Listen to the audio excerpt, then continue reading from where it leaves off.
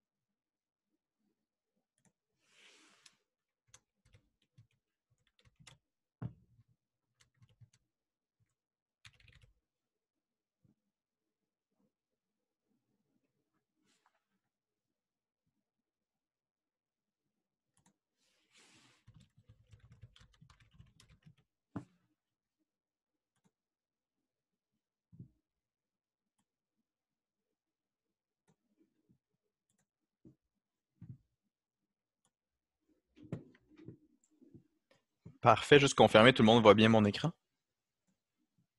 Oui. Ouais. Ouais. Super. OK, parfait. Bon, bonjour à tous. Aujourd'hui, on va venir vous parler du top 10 de OWASP. Pour commencer, oups, OK. Pour commencer, qui suis-je? Moi, je m'appelle Vincent Lecouman. J'ai un DEC en informatique de gestion au Cégep Édouard-Montpetit.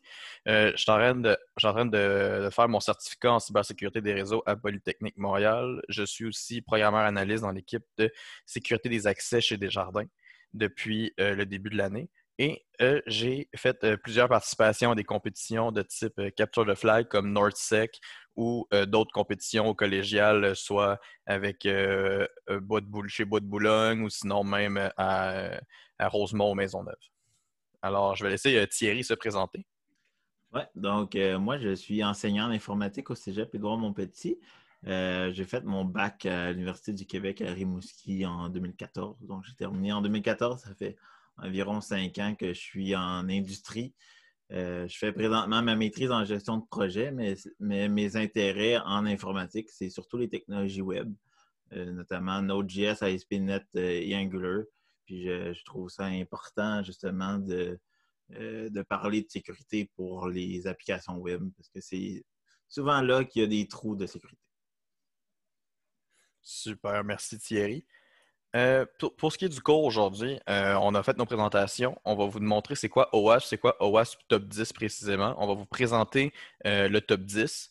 On va répondre à vos questions et le cours va terminer par la suite. Premièrement, c'est quoi OWASP? OWASP, c'est le diminutif de Open Web Application Security Project. En gros, c'est une communauté en ligne libre et ouverte à tout le monde qui vont venir travailler sur la sécurité des applications web. Le but de cet organisme-là, c'est vraiment d'améliorer la sécurité des applications web en publiant des recommandations de sécurisation, tout en même temps en proposant différents outils et plein de méthodes pour contrôler le niveau de sécurisation de ces applications-là. Les projets notables qu'on voit, c'est WebGoat, WebScarab et aussi OWASP Top 10, ce qu'on va vous présenter aujourd'hui. Pour ce qui est de OWASP Top 10, en gros, c'est une liste des 10 risques de sécurité applicatifs web qui sont les plus critiques des applications web. Et la dernière mise à jour de celle-ci, c'est faite en 2017. L'autre d'avant, c'était 2013. On devrait bientôt avoir une nouvelle version d'ici 2021, peut-être 2022 si on est malchanceux. Sinon, OWASP Top 10, c'est vraiment une référence dans le domaine de la sécurité au niveau des vulnérabilités. Les 10 vulnérabilités qu'on retrouve dans le top 10 de OWASP sont premièrement l'injection. Ensuite, on a Broken Authentication, Sensitive Data Exposure, XML External Entities, Broken Access Control, Security Misconfiguration, Cross-Site Scripting, Insecure Deserialization, Using Components with Known Vulnerability. la misère avec cela, vulnerabilities et insufficient login and monitoring. Moi, je vais venir vous présenter les 5 premières vulnérabilités et Thierry les 5 dernières. Premièrement, pour ce qui est de la première vulnérabilité qui est l'injection, en fait, on retrouve différents types d'injections au niveau de ces injections-là. On a les injections SQL, les OS Common et les injections LDAP. Ce type de vulnérabilité-là arrive lorsqu'une donnée qu'on considère comme hostile est fournie par un utilisateur dans le but malveillant ou parfois involontairement, mais c'est plutôt malveillant, dans le but de tromper vraiment l'interpréteur pour qu'il exécute des commandes non prévues ou pour accéder à des données sans autorisation. Les conséquences possibles de cette attaque-là, en fait, c'est on va pouvoir venir créer, lire, modifier ou même effacer des données ou peut-être même réussir à contourner une page de connexion. Alors, en gros, ici, ce qu'on peut voir, c'est qu'on a vraiment notre attaquant. Je suis vraiment venu simplifier aussi la page de connexion, mais on a un attaquant qui va essayer de se connecter. Si, par exemple, il connaît déjà le username de l'administrateur, mais il ne connaît pas son mot de passe, il va pouvoir essayer de faire des requêtes, mais s'il ne connaît pas son mot de passe, ça va lui dire invalide, mot de passe invalide, ou nom d'utilisateur invalide. Et la requête qu'on va venir faire au niveau du serveur, c'est vraiment, par exemple, c'est vraiment un exemple, mais c'est, par exemple, je vais venir essayer de trouver mon utilisateur qui correspond au username égale X et password Y. Dans notre cas, c'est administrator. Alors, on va venir essayer de trouver l'utilisateur où le username correspond à administrator et que le password, ben, on ne le connaît pas. Fait qu'on a beau écrire tout ce qu'on veut, si on ne le connaît pas, on ne le connaît pas. Par contre, avec l'injection SQL, ce qui est possible de faire, c'est de venir modifier la query de base. Par exemple, dans ce cas-là, on a select étoile from utilisateur, where username égale, dans notre cas, ce serait administrator. Mais qu'est-ce qui se passerait si on décidait de continuer la query au moment d'écrire la ligne, le nom d'utilisateur? Alors, c'est ce que je vais vous démontrer juste ici.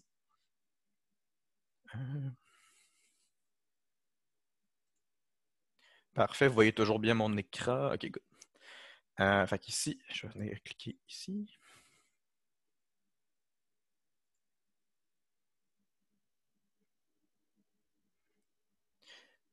Ici, ce qu'on retrouve, c'est juste une petite application web. C'est un lab, en fait, pour simuler une injection SQL. Et en fait, on a comme un faux shop Internet. On a des téléphones, un vélo étrange avec différents objets. Quand on voit que c'est une application web normale, c'est vraiment, j'ai le prix, par exemple, j'ai mon téléphone, une description du produit, mais j'ai aussi une page de login. Dans notre cas, on sait que notre nom d'utilisateur, c'est administrator. Mais je ne connais pas son mot de passe. Évidemment, si je ne mets pas de mot de passe, ça va me demander de remplir le champ. Mais même si je mets un mot de passe comme 1, 2, 3, ici, il va me dire invalide username or password. Qu'est-ce qu'on pourrait faire dans ce cas-là? Comment on pourrait essayer de bypass le système pour pouvoir rentrer sur le compte d'administrateur, mais sans connaître son mot de passe? La solution est simple. Ici, on a vu tout à l'heure que la query ressemblait à quelque chose comme ça. Fait que si j'ai select from users, where username égale, égale, là, on a administrator. Ça, c'est ce qu'on a rentré. Et password égale, dans notre cas, on avait rentré 1, 2, 3, puis c'était invalide.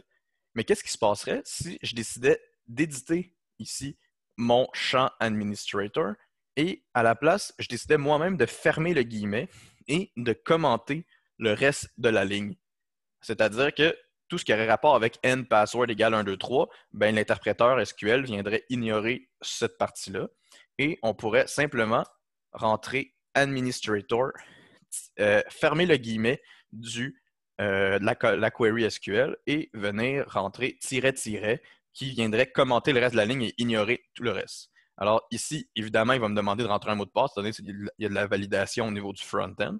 Mais si je rentre encore le mot de passe 1, 2, 3 et je fais login, et voilà, on est maintenant connecté, puis j'ai même pas eu besoin de connaître le mot de passe administrateur, puis je le connais toujours pas, mais j'ai réussi à contourner le système de login pour pouvoir me connecter directement sur le compte de l'administrateur. Là, vous allez me dire, OK, mais comment on fait pour se protéger de ça? Il y a il y a plusieurs manières de se protéger, mais les meilleures méthodes de prévention, ça serait de faire du paramétrage de requête ou du query parameterization, pardon. Et ça, en fait, on va venir encapsuler vraiment nos paramètres. Dans notre cas, on avait le paramètre qui était le nom d'utilisateur et le mot de passe. On va venir lui dire, OK, mais viens directement l'intégrer où ce que le X. Fait que les guillemets vont déjà être présents, mais il va venir vraiment le mettre directement où ce que le X qui va venir empêcher toute possibilité d'injection SQL à ce niveau-là. Ce qui est important aussi, ça va être de venir valider toutes les entrées utilisateurs, c'est-à-dire toutes les entrées que l'utilisateur pourrait rentrer, son mot de passe, son nom d'utilisateur. Et surtout au niveau du back-end, étant donné que c'est là que ça va être le plus souvent. En fait, au front-end, si quelqu'un qui s'y connaît assez bien, il va pouvoir aller bypasser ces vérifications-là. C'est vraiment au niveau du back-end du serveur qu'il va falloir faire ces vérifications-là en tout temps.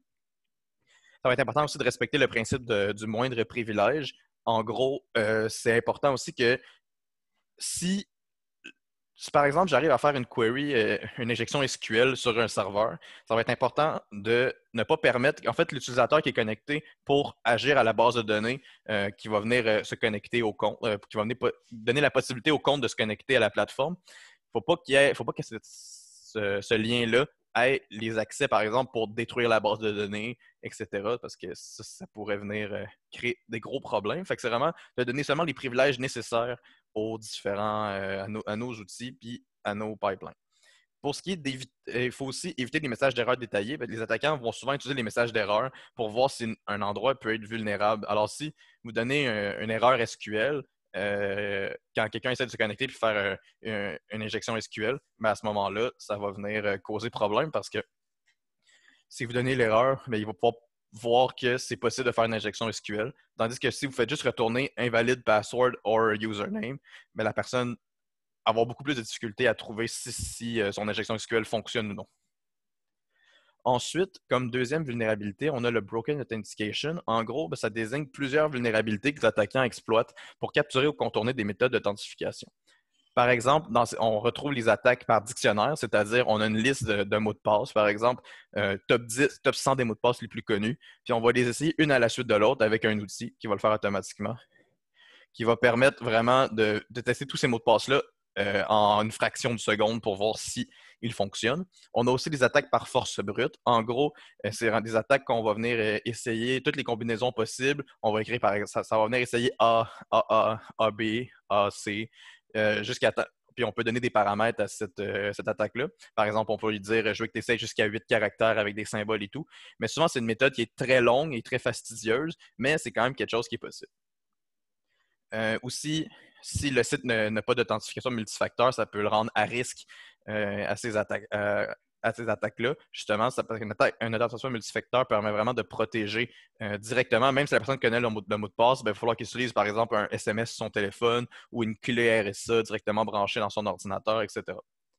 Et aussi, c'est très important d'avoir des mots de passe qui ne sont pas en texte clair ou faiblement hachés dans la base de données. Étant donné que ça serait très facile s'il y a un leak de base de données, comme c'est déjà arrivé dans le passé pour énormément de compagnies, que ce soit au Québec ou dans le monde. Si le mot de passe est bien encrypté et bien protégé, même si la base de données est leakée, on va avoir quand même de la difficulté à retrouver le mot de passe original. Pour ce qui est de la prévention pour cette vulnérabilité-là, c'est vraiment avoir de l'authentification multifacteur sur notre application. Ça va vraiment venir nous protéger en très grosse partie. On a aussi avoir une bonne politique de complexité de mots de passe. C'est important, c'est pas pour rien que ça peut être chiant, mais c'est pas pour rien que ça nous demande souvent sur les sites internet d'avoir une longueur, par exemple 8 caractères minimum avec des symboles majuscules, avec des chiffres. Comme ça vient vraiment rendre plus complexe l'attaque par force brute ou par dictionnaire. C'est un autre truc qui est très important, c'est vraiment de limiter le nombre de tentatives de connexion. C'est-à-dire par exemple, après 5 tentatives avec un mot de passe qui n'est pas bon pour le compte, de bloquer l'utilisateur puis lui demander de passer par son courriel pour se connecter ou communiquer avec l'utilisateur. Étant donné que c'est pas normal après 5 ou 6 mots de passe qu'on fait une erreur, que c'est peut-être quelque chose à vérifier. Il y a un petit truc qui n'est pas normal. Ça va être aussi de ne pas utiliser des mots de passe par défaut, surtout pour les comptes administrateurs, les routeurs, par exemple. On sait très bien que le mot de passe par défaut, c'est admin. Alors, ne pas utiliser les mots de passe par défaut, puis changer les mots de passe par défaut, dépendamment des plateformes qu'on utilise. Pour la troisième vulnérabilité, on a Sensitive Data Exposure. Ça arrive lorsqu'une application ne vient pas protéger correctement les différentes informations qui vont considérer comme sensibles, numéro de carte de crédit, mot de passe, données médicales, etc., même des numéros d'assurance sociale. Puis, par exemple, les pages d'une application qui n'utiliserait pas tout SSL, en fait, si par exemple, ma page de connexion, elle utilise HTTPS, mais que quand je me crée un compte, c'est juste en HTTP, mais ça va être facile pour un attaquant qui va être sur le même réseau que vous de venir vraiment surveiller le trafic Internet et intercepter les informations sensibles vu qu'ils ne seront pas chiffrés au transport. Pour ce qui est de la prévention de cette attaque-là, c'est vraiment d'encrypter les données au transport et au repos. C'est-à-dire, par exemple, quand je fais une requête, quand je clique sur le bouton sur un site Internet, créer mon compte, mais que les données qui partent de mon ordinateur, qui s'en vont jusqu'au serveur, il faut qu'ils soient chiffrés pendant le transport. Et qu'au repos, par exemple, ma barre de données de mot de passe doit être encryptée aussi. On devrait utiliser aussi des algorithmes de chiffrement qui sont forts. Pas des vieux algorithmes que ça fait 15 ans qu'ils existent, qui ont été brisés il y a 10 ans. C'est vraiment pas une bonne idée. C'est vraiment d'utiliser des algorithmes de chiffrement qui sont forts, à jour et qui n'ont pas été brisés. Aussi, ne pas stocker des données à moins de vraiment ne pas avoir le choix.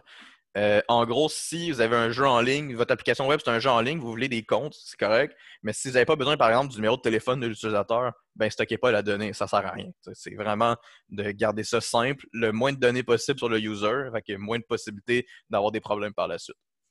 Aussi, ça va être important de ne pas stocker des données dans les logs, c'est-à-dire si par exemple vous avez une log qui fait en sorte que lorsqu'un utilisateur se connecte, ça log dans le système, ah, l'utilisateur s'est connecté, ben, il ne faudrait pas noter nécessairement son password dans ces logs-là. Ça paraît évident, mais on pourrait être surpris dans la vie de tous les jours, honnêtement. Fait que c'est ça. Fait que de ne pas stocker des données dans les logs et des données sensibles surtout. Pour ce qui est de la quatrième vulnérabilité, ici, on a XML External Entities ou XXE pour les intimes. Ici, ce que ça veut dire, en fait, je vais commencer par vous définir c'est quoi le XML pour qu'on puisse bien comprendre la vulnérabilité. Le XML ou Extensible Markup Language, c'est vraiment un langage qui a été créé pour partager, stocker et transporter différentes données entre différents systèmes. Ça sert majoritairement à transmettre des données d'une plateforme à l'autre. Ça ressemble au HTML, mais c'est très, très différent. Voici à quoi ressemblerait du XML bien basique on a un user, on a une donnée qui est Batman, son nom d'utilisateur, son email c'est Batman à commercial Super Heroes, etc. On a son numéro de téléphone, c'est vraiment des données. Puis on pourrait avoir un autre user en dessous ici qui serait, je sais pas moi, Superman, puis Superman à commercial Super Hero, point, etc. Fait que c'est vraiment pour partager des données d'une plateforme à l'autre. On a aussi, ce qui va être important de comprendre pour comprendre la vulnérabilité, c'est quoi une entité interne et externe. Interne, essentiellement, c'est une référence XML à un objet interne. Par exemple, je vais vous montrer rapidement. Ici, ce qu'on peut voir, c'est qu'on a une entité qui s'appelle Super Héros et on va venir lui assigner la valeur Batman et on a une entité qui s'appelle Origin et on va venir lui mettre la valeur Gotham City. Alors, si on vient faire une référence à ces objets-là à l'interne, on fait et super-héros et origine. Ça veut dire que ça va venir nous afficher Batman, Gotham City juste en dessous. Alors, je vais juste vous montrer ça rapidement.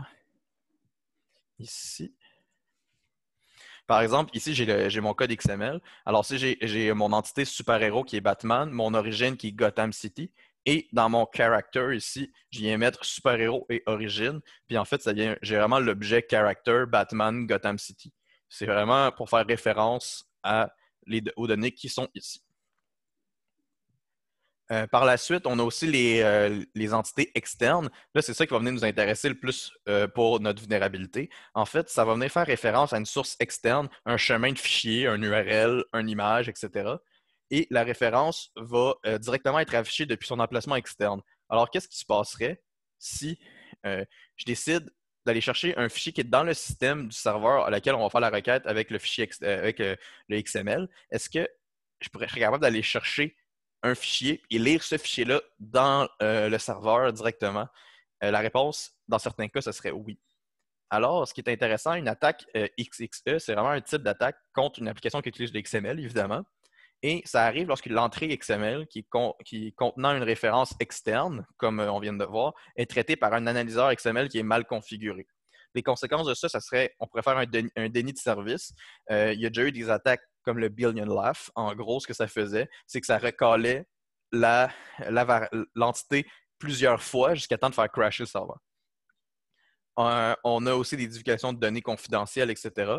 Puis ici, je vais venir vous démontrer comment l'entité XX, qu'on a nommé XXE, va aller chercher avec système. Système, c'est un tag pour dire je vais aller chercher dans le système. Et c'est un fichier /etc/passwd qui contient tous les users d'une machine Linux. Alors, si je vais vous montrer une petite démo. Ici, avec ça. Alors, si je vais ici, je vais accéder au lab.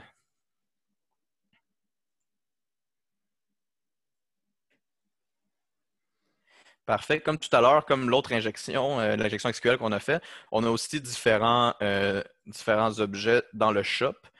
Encore là, contrairement à tout à l'heure, on n'a pas de page de connexion, mais on peut vérifier le nombre de stocks qu'il y a de cet objet-là. Alors, si on vérifie directement ici, on peut voir qu'on a 782 units à Londres. À Paris, on a 610 units. Là, moi, ce que j'aimerais faire, c'est qu'est-ce qui pourrait être intéressant de faire avec ça? Alors, je vais venir intercepter avec un logiciel qui s'appelle BurbSuite, juste ici, et on va ouvrir l'intercepteur. Et voilà. Maintenant, si je clique sur Check Stock, là, ici, on voit, j'ai ma requête XML qui part, mais avant de la lancer, j'ai réussi à l'intercepter, puis je vais même pouvoir la modifier. En gros, ici, on voit que c'est le Product ID 2. Ça doit être le deuxième produit de la page. Et le Store ID, c'est Paris, c'est le deuxième. Alors, juste vous montrer. Là, on est encore sur Paris. Si je vais à Londres, on fait check stock, on voit que le Store ID a changé pour le premier. Ce qui va être intéressant ici à faire, c'est est-ce qu'on serait capable d'aller chercher le fichier /etc/passwd de la machine à laquelle on envoie la requête et le retourner ici, juste le retourner en fait dans BurbSuite, puis que ça nous donne une erreur ici. On va voir ça tout de suite. Alors, si je fais check stock, ici, je vais venir ajouter notre petite ligne qu'on a vue tout à l'heure, juste dans la diapo juste avant, comme ça. Alors, on va venir créer l'entité XXE qui va venir référer au fichier /etc/passwd. Et si on vient maintenant remplacer le Product ID par justement la référence à notre entité qu'on vient de faire ici, maintenant je vais faire forward. Là, il me dit could not fetch stock level. OK? Déjà là, il ne me donne pas les chiffres. Fait qu'il y a eu une erreur à quelque part en arrière. Maintenant, je vais aller voir dans mon historique. Et si je vais tout en bas, habituellement, celui-là ici, on peut voir que ma requête, je vais le mettre en plein écran, a bien retourné invalide product ID et qui m'a retourné tous les utilisateurs de la machine Linux sur laquelle on a fait de la requête XML. Alors, ce qu'on peut comprendre de cette vulnérabilité-là, c'est qu'avec ça, on serait capable d'aller chercher des fichiers sur un serveur, des fichiers qui pourraient être confidentiels. Dans notre cas, là, on a réussi à aller chercher les utilisateurs Linux de la machine. Mais on pourrait chercher s'il y aurait des fichiers qui seraient vraiment confidentiels, top secret, ça serait possible d'aller lire ces fichiers-là directement. Comment on fait pour prévenir cette attaque-là? En fait, c'est tout simplement ne pas utiliser XML si c'est possible. Des fois, on peut avoir à travailler sur de vieux projets et on n'a pas le choix d'utiliser XML, mais si on est capable de s'en passer, on s'en passe. Sinon, c'est d'utiliser des librairies qui sont récentes, à jour et vraiment bien les configurer pour ses propres besoins. Il y a plein de librairies qui existent justement qui vont permettre de ne pas faire ces erreurs-là et aussi de valider le XML, de s'assurer d'avoir des validations, des inputs justement pour être certain qu'on ne se retrouve pas avec des cas comme celui-ci, qu'on serait capable d'aller chercher les fichiers du système. Pour ce qui est de la cinquième vulnérabilité, qui est le Broken Access Control, en fait, ça arrive lorsqu'un utilisateur est en mesure de faire des actions qu'il n'est pas supposé être capable de faire. Par exemple, accéder au panneau d'administration avec l'URL du panneau, mais sans être connecté en tant qu'administrateur. Fait que ça veut dire que dans un cas qu'on aurait un forum, par exemple, sur lequel on peut poster des publications, l'utilisateur, moi, je veux juste qu'il ait la permission de créer une publication. Mais il ne faut pas qu'il ait la permission de supprimer un commentaire ou donner le rôle modérateur à un utilisateur. Alors, l'utilisateur peut créer sa publication. Le modérateur étant aussi un utilisateur peut créer une publication, mais lui, il a une permission supplémentaire qui est de supprimer un commentaire. Et l'administrateur peut créer une publication, a tous les rôles parce que c'est lui qui est le plus haut. Il aurait supprimé un commentaire et aussi donné le rôle de modérateur à un utilisateur. Dans le cas ici du Broken Access Control, on pourrait presque donner à l'utilisateur la possibilité de donner le rôle de modérateur parce qu'il pourrait avoir accès directement, par exemple, un panneau d'administration via l'URL parce qu'il n'y aura pas eu de gestion des rôles sur l'application. Et l'administrateur, ben, la personne qui a créé le logiciel pourrait juste dire ben, si c'est caché, la personne ne s'en rendra pas compte. Fait que s'il ne sait pas c'est quoi, ben, il ne peut pas savoir qu'il y a ce panneau-là. Mais c'est vraiment pas la bonne solution. Il ne faut pas nécessairement juste cacher, mais il faut vraiment réguler les différents rôles utilisateurs puis ne pas leur permettre d'accéder à des données qui ne sont pas supposées accéder. Ce qu'on peut faire pour prévenir ça, c'est vraiment de refuser l'accès aux fonctionnalités par défaut. En fait, c'est de refuser l'accès à toutes les fonctionnalités et juste quand l'utilisateur a le bon rôle, c'est le bon utilisateur, de lui permettre d'accéder à ces fonctionnalités-là. C'est aussi utiliser des librairies éprouvées. Par exemple, en C#, ASP.NET, il y a Identity qui permet de justement valider les rôles, valider les différents rôles aussi, valider les rôles des utilisateurs, dans quel rôle ils sont, puis lui donner les permissions directement en lien avec les fonctionnalités. Puis aussi, ne pas seulement cacher les fonctionnalités, comme je viens de dire. Il ne faut pas juste les cacher. C'est vraiment important de juste pas donner accès à la fonctionnalité à l'utilisateur. Alors, je vais laisser Thierry continuer pour les 5 dernières. Alors, Thierry, si tu veux partager ton écran, c'est à toi. Ouais.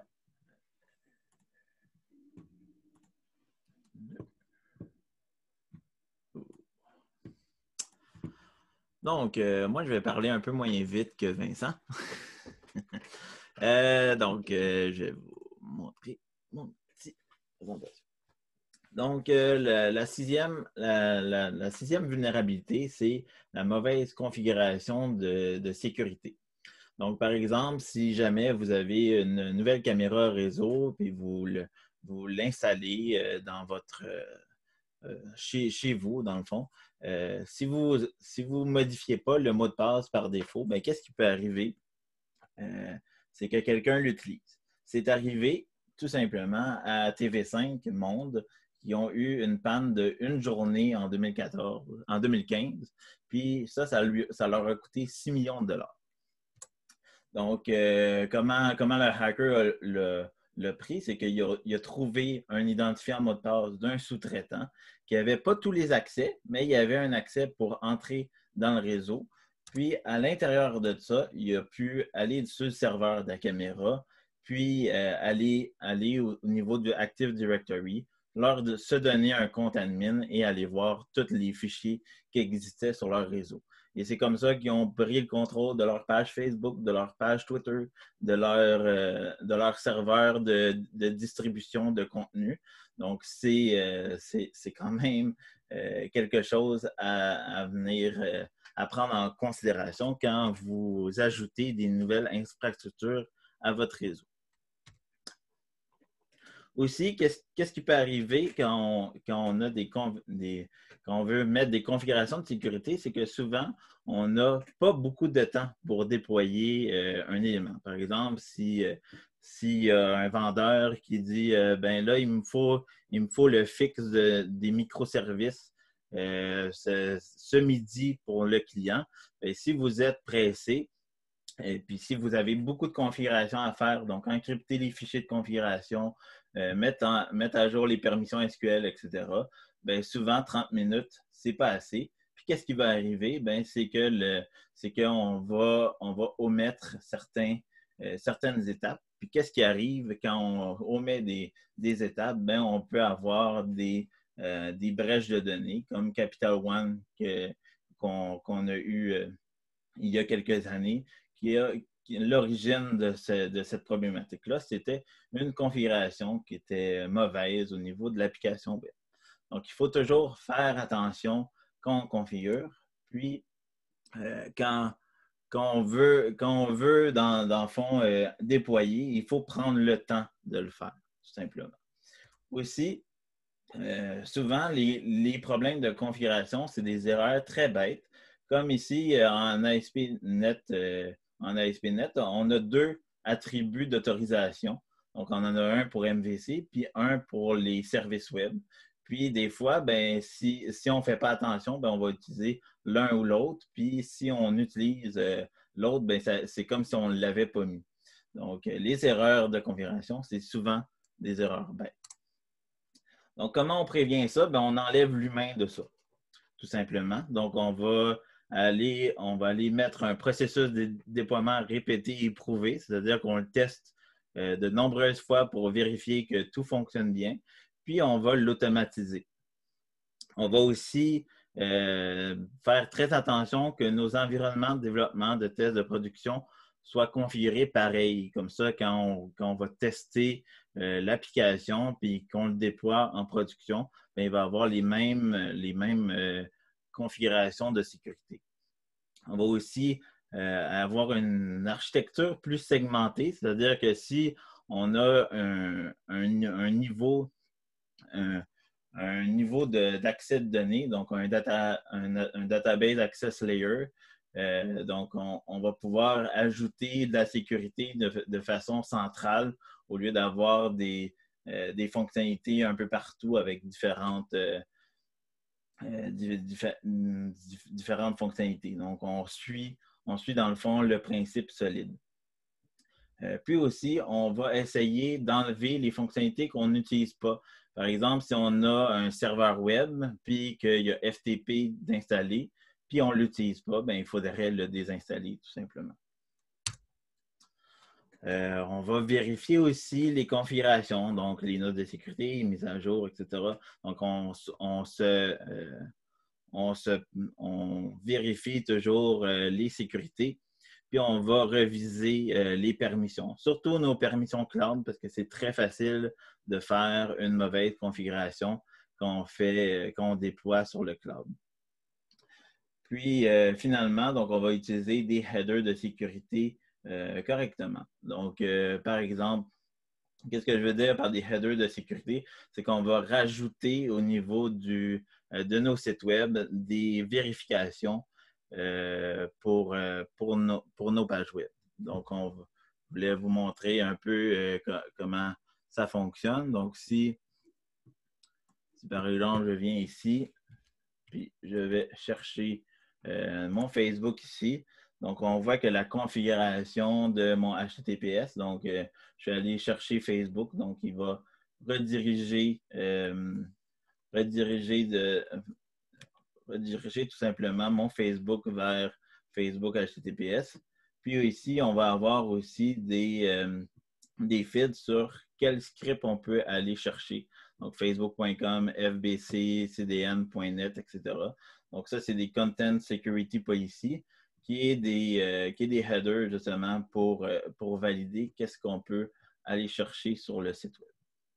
Puis pourquoi on fait ça? Bien, c'est la prochaine sécurité qu'on va voir, c'est-à-dire le XSS. Donc, le XSS, on parle de script intersite. Même si on parle de script intersite, ce n'est pas nécessairement du intersite, puis ce n'est pas nécessairement du JavaScript. Donc, on l'a mis comme ça parce qu'à ce moment, quand on l'a découvert, on ne savait pas trop qu'est-ce qu'on avait à faire avec.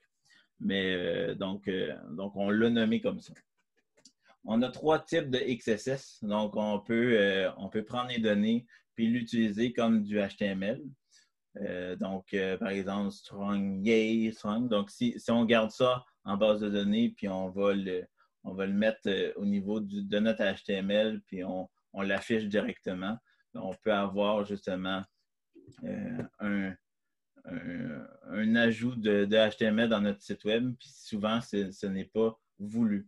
On peut le stocker directement. Donc, si on stocke strong, le yay en caractère gras, puis qu'on l'affiche au niveau de l'administrateur, bien, on va avoir aussi un cross-site scripting. La même chose avec le DOM XSS. Donc, s'il y a des gens qui ont utilisé React ou Angular, on sait qu'on utilise beaucoup le DOM pour aller chercher des éléments. Donc, on peut aussi modifier la page web puis donner des fausses exécutions sur le site. Donc, le XSS, c'est quoi? On va exécuter un script quand il n'est pas légitime de le faire, puis on va injecter des données arbitraires dans un site web. Donc, qu'est-ce que ça va nous permettre de faire, tout ça? Ça va nous permettre de faire des redirections, des vols d'informations, des actions sur un site faillible et rendre la lecture d'une page difficile.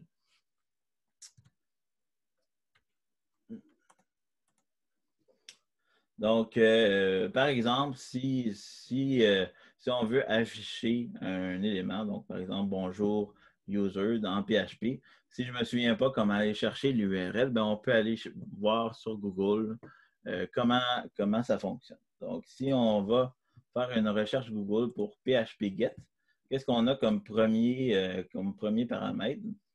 Bien, ici, on a tout simplement l'utilisation de Get. Donc, c'est ça que j'ai utilisé dans mon formulaire ici. Donc, quand je veux m'enregistrer, j'utilise bonjour get comme ça ici. Donc, si je viens ici puis je mets mon nom, donc Thierry comme ça ici, puis je m'enregistre, il va me dire bonjour Thierry, vous êtes maintenant enregistré.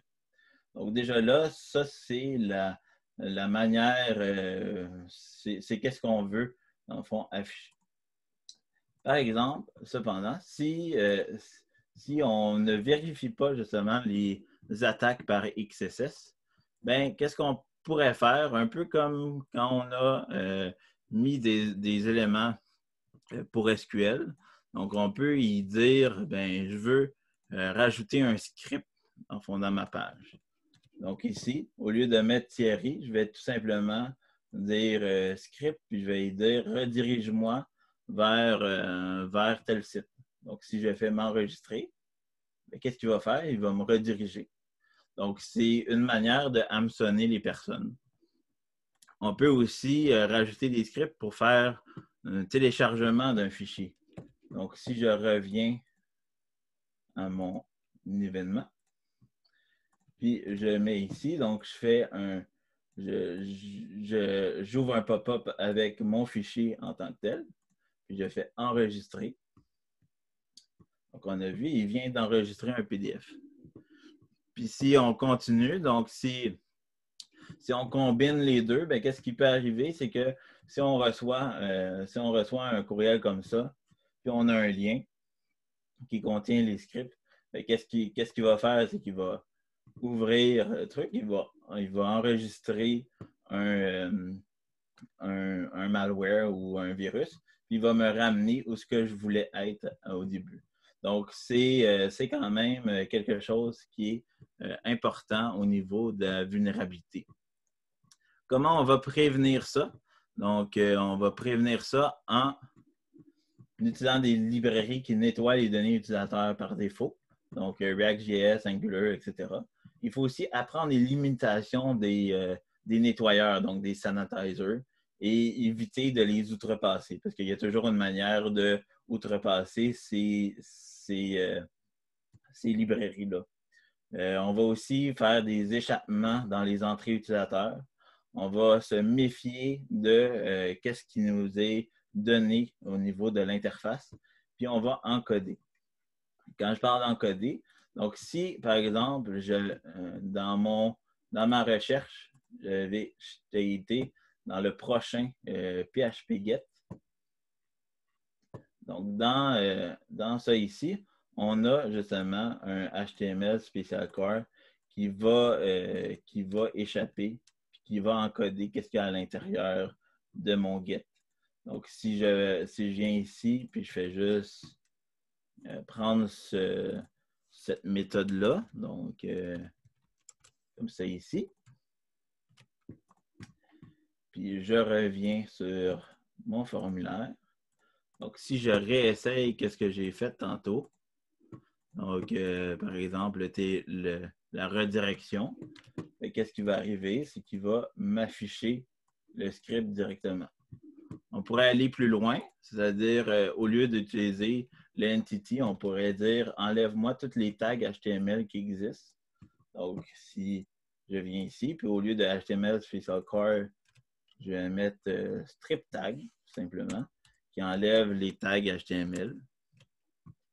Donc, si je reviens à mon formulaire, puis je refais mon script. Donc, on va ici enlever les scripts. Puis sinon, ben, on peut aussi valider tout simplement l'entrée utilisateur. Donc, si je viens ici, puis au début, au début, je regarde est-ce que c'est des valeurs alphanumériques. Donc, en faisant ça, si j'essaye de rajouter mon script, puis j'enregistre, là, il va me dire requête invalide, ça ne marche pas. Donc, si je remets mon Thierry, là, ça va fonctionner. Donc, c'est un peu comme ça qu'on essaye de prévenir ces XSS. Donc, on essaye de toujours valider les entrées utilisateurs. Oui, au niveau du serveur, mais aussi au niveau du client. Le prochain, la prochaine vulnérabilité, c'est la désérialisation. Donc, la désérialisation. C'est quoi pourquoi on veut désérialiser? Donc, déjà, pourquoi on sérialise un objet? On veut le passer d'un système à un autre. Donc, le XML, par exemple, c'était une sérialisation. On peut aussi vouloir stocker un objet. Donc, par exemple, sur .NET, on a le binary formatter qui permet de stocker en binaire tout un graphe C# directement en binaire. On va vouloir désérialiser pour avoir l'objet. Donc, par exemple, le PowerPoint que j'ai en ce moment, il est sauvegardé en XML. Donc, c'est le PPTX qu'on appelle. Donc, tous les éléments du PowerPoint est en XML. Puis quand on ouvre le PowerPoint, bien, il va lire le XML pour avoir les objets de notre PowerPoint pour l'afficher à l'écran. Donc, on peut aussi utiliser le JSON. Donc, ici, j'ai JSON.NET qui sérialise, par exemple, un user role. Le problème avec ça, c'est que après qu'on ait sérialisé, bien, un attaquant va pouvoir modifier ce qu'il y a à l'intérieur, un peu comme ce que Vincent avait fait l'autre fois. Donc, il a modifié le XML qu'on s'attendait à avoir. Donc, par exemple, ici, on peut modifier le XML pour ajouter le rôle admin, puis revenir avec le user role. Puis donc, vous avez les rôles admin de plus. Donc, je vais vous montrer quelques exemples de la désérialisation. Par exemple, PayPal. PayPal a eu des problèmes pour ça aussi. Donc, PayPal utilise Java pour leur site web, pour leur site manager.paypal.com. Puis, à un moment donné, il y a eu un problème justement de sérialisation. Puis, qu'est-ce qu'il permettait de faire, dans le fond, c'est que quand on ajoutait la sérialisation du Java, bien, on pouvait rajouter des commandes tout simplement avec une requête. Avec une requête, puis ça nous donnait, dans le fond, la possibilité d'aller chercher les informations du serveur encore là. Donc, je vous invite à aller voir ce site-là si jamais vous voulez avoir plus d'informations. Mais c'est comme ça. C'est quand même problématique au niveau de la sérialisation.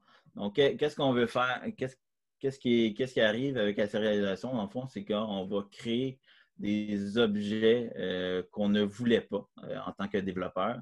Donc, par exemple, on va vouloir rajouter, quand on a un produit, ben, si on ne fait pas les vérifications de type, ben, on va pouvoir créer une commande aussi. Donc, si vous faites une commande dans Entity Framework, par exemple, puis vous faites un save tout de suite après, bien, vous pouvez modifier tout simplement la commande pour dire bien, ça n'a pas été envoyé encore. Puis là, vous allez pouvoir avoir un doublon de votre commande. Donc, c'est des éléments comme ça qui peuvent arriver quand on peut modifier les sérialisations. Donc, comment prévenir cette attaque-là? Donc, on va vouloir ne pas accepter les objets sérialisés d'une source non connue. Donc, on ne veut pas, dans le fond, offrir la désérialisation à tout le monde. D'ailleurs, quand vous ouvrez un Word d'une origine inconnue, il va vous donner un petit message jaune. Et c'est justement à cause de ça. On veut mettre à jour le plus possible l'engin de désérialisation. Puis, on veut aussi, si possible, utiliser les désérialisations qui vont utiliser les types primitifs. Suite à ça, donc, on va auditer les erreurs de désérialisation, restreindre qui peut sérialiser et monitorer ces désérialisations-là. Puis, si possible, ben, de ne pas utiliser la sérialisation du tout, parce que c'est quand même une problématique qui arrive de temps en temps. Donc, on le voit assez régulièrement qu'il y a des problèmes à ce niveau-là. Numéro 9, donc utiliser des composants avec des vulnérabilités connues. Donc, les mauvaises idées, c'est justement d'utiliser des librairies vulnérables. Donc, ça arrive souvent quand on ne se renseigne pas sur ces librairies-là ou qu'on installe des vieux logiciels, des vieilles librairies, des librairies qui n'ont pas été maintenues, ça fait des années. Donc, c'est des mauvaises idées d'utiliser ces composants-là. Donc, comment on prévient ça? Ben, on ne les utilise pas. Donc, on va surtout enlever les dépendances non utilisées, les fonctionnalités non nécessaires. On va faire un inventaire des versions utilisées au niveau client, mais aussi serveur. Donc, par exemple, ici, on a une extension Google Chrome Retire.js qui est aussi disponible dans Node.js. Ça, qu'est-ce que ça permet de faire, tout simplement? C'est que quand vous ouvrez un site comme ici, mon OneCube Webmail, il va vous donner les problématiques. Comme ici, j'ai jQuery qui est en 3.4.1, puis il devrait être mis à jour. Donc, c'est des problèmes. Puis d'ailleurs, ça permet de faire des XSS. Donc, ça, on a vu, c'est des cross-site scripting. Numéro 10, donc ça fait le tour de ça. Numéro 10, c'est les logs et les monitoring. Donc, les logs et les outils sont importants dans toute application. Pourquoi? Pourquoi on veut loguer puis on veut auditer des applications? C'est pour savoir si l'application est attaquée. Puis surtout, pouvoir agir rapidement. Donc, c'est un élément qu'il faut faire attention. Aussi, il faut centraliser nos journaux. Donc, s'ils sont éparpillés un peu partout dans le réseau, ben, on ne va jamais avoir une idée globale de ce qui arrive dans notre réseau. Donc, on se demande, est-ce qu'il va y avoir un monitoring? Est-ce qu'il y en a un? Puis, est-ce qu'on va avoir un système d'alerte? Donc, est-ce qu'on va avoir des validations constantes de notre log et de notre monitoring? Donc, qu'est-ce qu'on veut faire? On va journaliser connexion, erreur de validation. On veut stocker les journaux assez longtemps pour permettre des analyses plus poussées. Donc, si jamais vous avez des attaques, si l'attaque est arrivée il y a 2 semaines puis vous n'avez plus de journaux de vos applications, ben, c'est problématique. Aussi, on va utiliser des journaux dans un format lisible par les gestionnaires de journaux. Donc, utiliser des formats communs à ce qu'on utilise comme système. Puis, on va aussi auditer toutes les transactions critiques. Donc, on veut savoir qui est à l'origine de ces transactions-là pour avoir une traçabilité de ces transactions-là. Aussi, on va mettre en place des outils, des alertes pour être avertis. Puis, on va adopter un plan de réponse aux incidents, comme le NIST le propose ici. Donc, 861 R2. Vous avez dans le fond un PDF qui contient comment faire un plan de réponse. Ça fait le tour du 5 à 10. Je ne sais pas si Vincent, tu veux continuer? Oui, ben en fait, on pourrait répondre à vos questions si vous avez des questions. J'ai regardé le chat pendant tout le long, je n'ai pas vu de questions apparaître. Mais si vous avez des questions, vous pouvez soit les écrire ou nous les dire directement vocalement.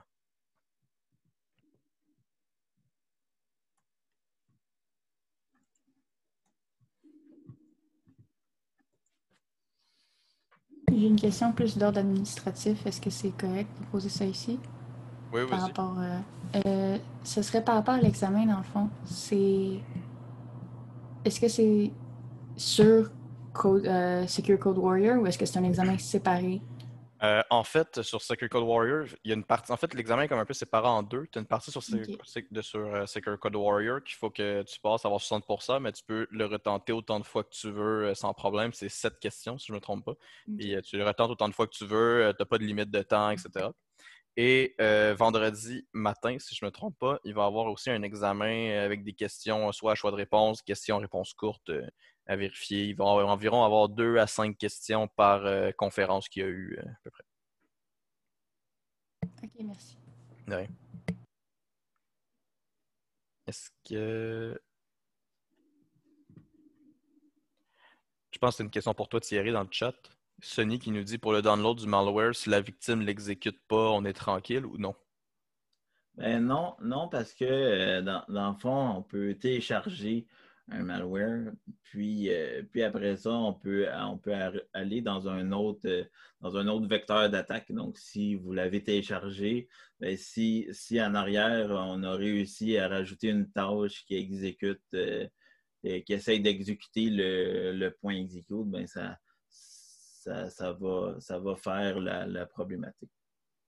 Puis aussi, il faut jamais sous-estimer un utilisateur dans, dans ses, en disant qui va dire oui, oui, oui, oui, oui à tout. Donc, par exemple, si vous êtes dans un autre navigateur, des fois, il y a une ouverture.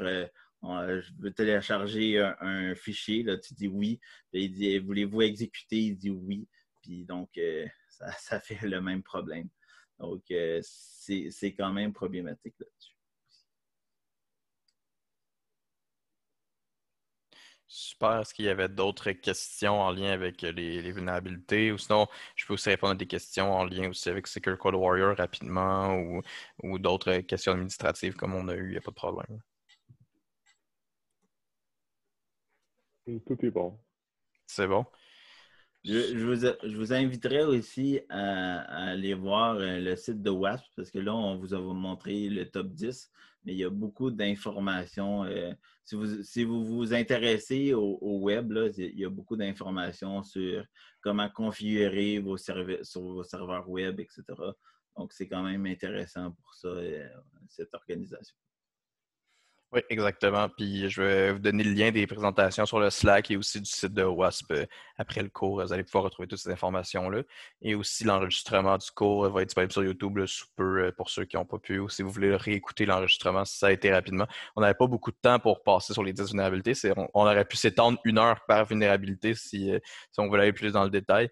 Mais on a passé ça vite. Fait que si vous voulez retourner voir la vidéo par la suite pour ralentir la vidéo, quoi que ce soit, n'hésitez pas non plus.